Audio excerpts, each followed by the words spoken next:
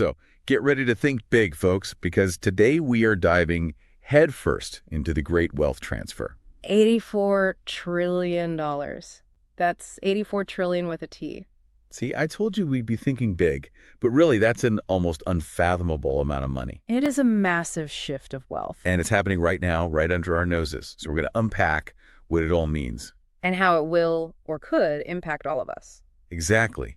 So for anyone just joining us, let's start with the basics. What is the great wealth transfer? It's basically the largest inheritance ever, but like on a societal scale. Okay, I like that. We're talking about baby boomers passing down trillions, literally trillions of dollars in assets Billions. to millennials and Gen X over the next coming years. So all those inheritances we hear about, it's not just a few here and there. It's like a constant flow. It is. 2 million households every year are inheriting or receiving substantial financial gifts. Every year. Every year. And that number is only going to go up. Wow. Okay, so why now? Why is this happening now? Is it just boomers deciding to be nice? Not quite. It's really just demographics. The baby boomer generation is large and they're getting older. Time marches on for us all. Exactly. So this transfer is a natural progression as they retire and start thinking about estate planning. Okay, so lots of money changing hands.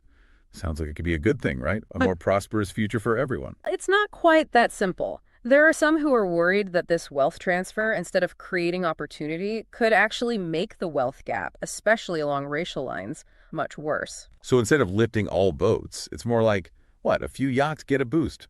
That's the concern. Think about this, okay?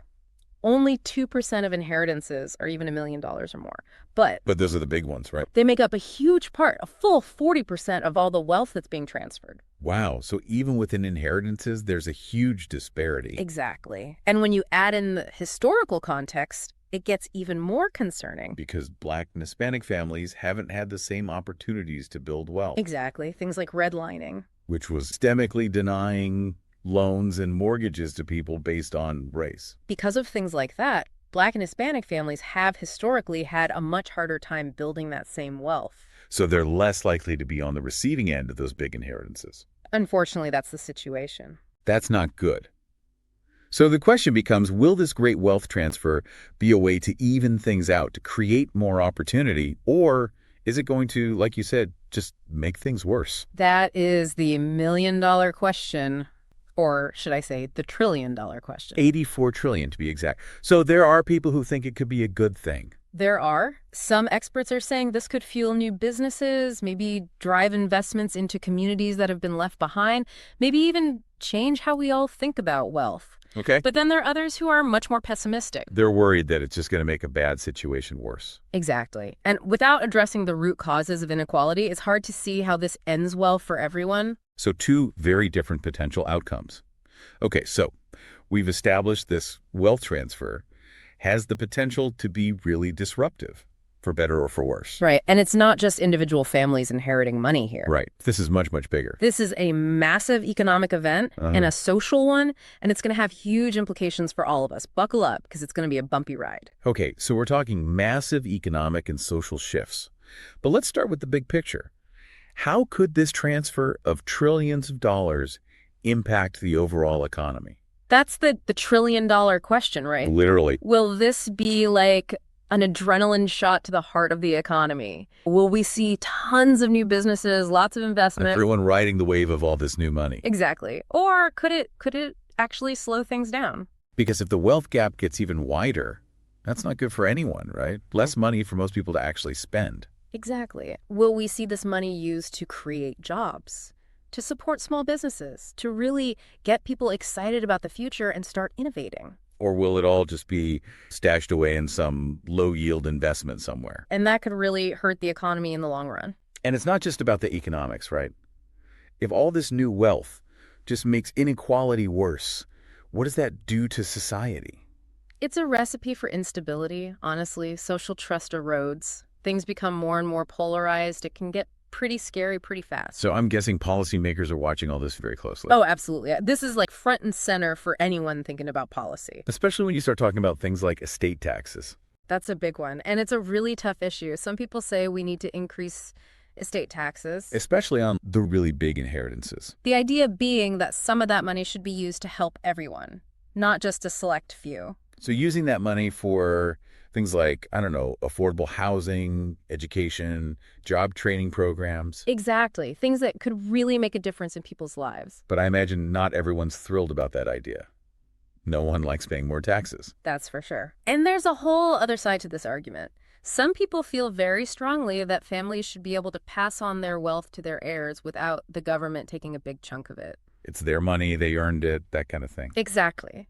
And they argue that high estate taxes actually discourage investment, that it hurts the economy overall. So it's a complicated issue with strong arguments on both sides. Very much. And then you have to think about the impact on all the different industries. We're talking about trillions of dollars here. Yeah. Someone's got to manage all that money. The financial services industry is definitely paying attention. Think about it.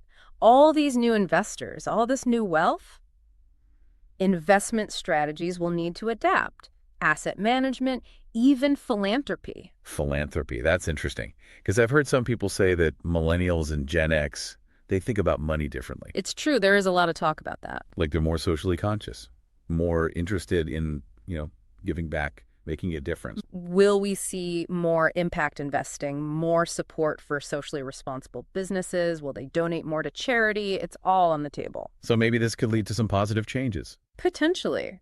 We are already seeing some shifts. Some banks are now tracking their spending to see how much they're supporting minority-owned businesses. Oh, that's interesting. They're trying to be more intentional with their money, but of course not everyone's convinced any of this will actually change anything. There's always a healthy dose of skepticism. Some people think the wealth gap is already too big, too entrenched. They say that without fundamental changes to the system, nothing's really going to change. That this is just going to make a bad situation worse. So it all comes down to this. How will this next generation choose to use this money? And will the policies put in place to manage this transition actually help? Or will they just let the status quo continue? Big questions with potentially huge consequences. So much to think about. It really feels like we're at a crossroads. For our listeners who really want to follow this whole thing closely, what are some key things they should be paying attention to as this unfolds? If you're interested in policy, definitely keep an eye on the debate around estate taxes. That's going to be a big one. Yeah, that's not going away anytime soon. No, not at all. And it's tied to so many other things. Like, how do we create a more equitable society? What role should the government play in redistributing wealth? Those are some big questions. What about the financial side of things? Anything we should be watching out for there? The financial institutions, the banks, the investment firms, they're all going to be right in the thick of this, right? They're the ones managing all this money. So like potential for, I don't know, for things to get a little shady. Let's just say there are a lot of opportunities for conflicts of interest. So yeah, transparency is going to be key, both from the institutions themselves, but also from policymakers who are supposed to be overseeing all this. And it's a good reminder that financial literacy is more important than ever, right? People need to be informed. Absolutely. Especially if you're inheriting a large sum of money, you need to know what you're doing. Or even if you're not, even if you're just trying to manage your own finances responsibly. Exactly. Okay, so we've got policy to watch. We've got the financial industry to watch. Anything else on your radar as this wealth transfer plays out? Don't forget about the racial wealth gap. That's the big one for me. Will this help close that gap? Or will it just make it even worse? Because at the end of the day, it's not just about the money, right? It's about what that money represents. It's about opportunity. It's about whether everyone has a fair shot at a good life. Exactly. And that's what makes this whole thing so fascinating and so important. It's not every day that we get to talk about something with such huge implications. So as we wrap up here, any final thoughts you want to leave our listeners with? We've talked a lot about the potential downsides of this whole wealth transfer, the risks of increasing inequality, of social unrest. What if this could actually be a good thing? Oh, tell me more. What if, and this is a big what if, this transfer of wealth also leads to a transfer of values? Okay, I like where this is going. We've talked about how millennials and Gen X, they seem to have different priorities. They're more focused on social responsibility, on sustainability, on making the world a better place. So what if this wealth gives them the power to actually make those changes, to reshape our economy, our society, Right. in a way that's more just, more equitable? Now, that's a future I think we can all get behind. It's a hopeful thought, for sure. It is.